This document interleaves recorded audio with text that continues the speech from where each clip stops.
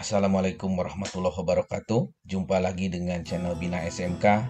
Kali ini akan mengetengahkan mengenai manajemen inovasi. Selamat menyaksikan.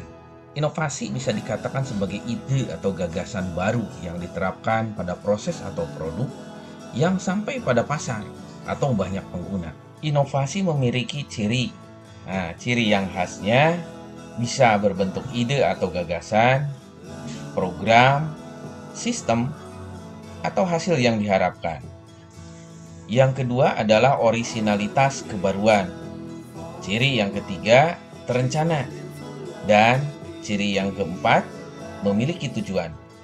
Inovasi bisa dilakukan dengan beberapa cara diantaranya. Yang pertama, substitusi atau pergantian. Alternasi atau perubahan. Adisi atau penambahan. Restrukturisasi atau penyusunan kembali, eliminasi penghapusan, dan reinforcement atau penguatan. Inovasi akan sangat terarah jika dimanage dengan baik.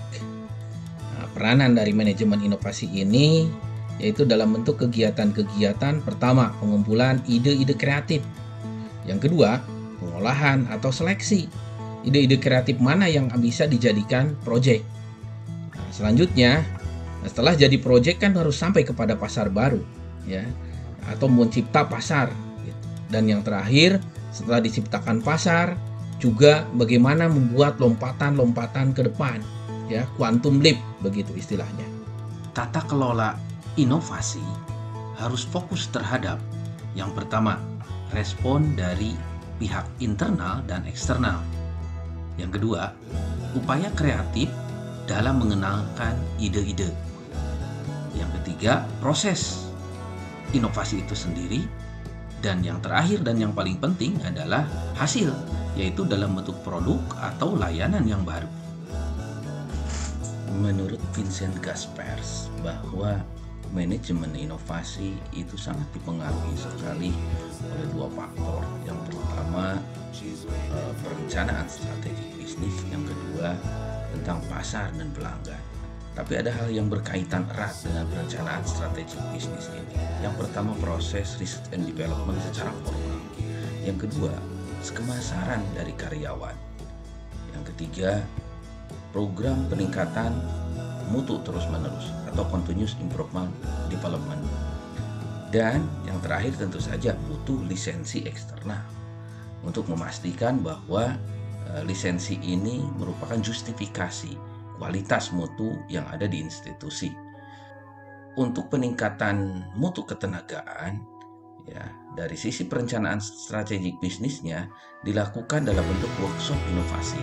Yang kedua, strategi pengembangan orang, pelatihan coaching yang terus-menerus. Selanjutnya, yang ketiganya analisis pesaing. Dan yang terakhir adalah benchmarking dari pasar itu sendiri. Inovasi dimulai dengan adanya pengetahuan, kesadaran dari seseorang. Setiap hari manusia selalu saja memperoleh pengetahuan tentang inovasi. Tapi kalau tidak ada kesadaran, inovasi tidak dimulai. Sebaliknya, sadar dibutuhkannya inovasi, tetapi tanpa pengetahuan yang menjadi bingung. Hal pokok di dalam memulai inovasi ini, paham persis masalah apa yang dibutuhkan. Sikap seseorang terhadap inovasi yang ada dalam dua kategori. Yang pertama, terbuka terhadap inovasi. Yang kedua, sudah memiliki persepsi sendiri tentang inovasi tersebut. Dan yang ketiganya, tentu saja harus mengambil keputusan apakah join ataukah memang leave, meninggalkan inovasi tersebut. Sikap orang sebelum menerima inovasi sebelumnya biasanya mempertimbangkan dan mempertanyakan. Orang yang sudah memiliki persepsi tentang inovasi akan melihat kemauan dari organisasi dia berada. Kemudian yang kedua, bagaimana best practice keberhasilan tentang inovasi yang lalu. Dan ada atau tidak komitmen dalam dirinya. Dan di akhir ada disonansi, yaitu apakah dia akan mengubah sikapnya ataukah tidak melanjutkan mengikuti inovasi tersebut. Dan yang paling parah adalah menyalahgunakan inovasi. Inovasi organisasi dilakukan melalui sifat-sifat inovasi itu sendiri, yaitu pada bidang bisnis, produk dan layanan, pasar, dan proses.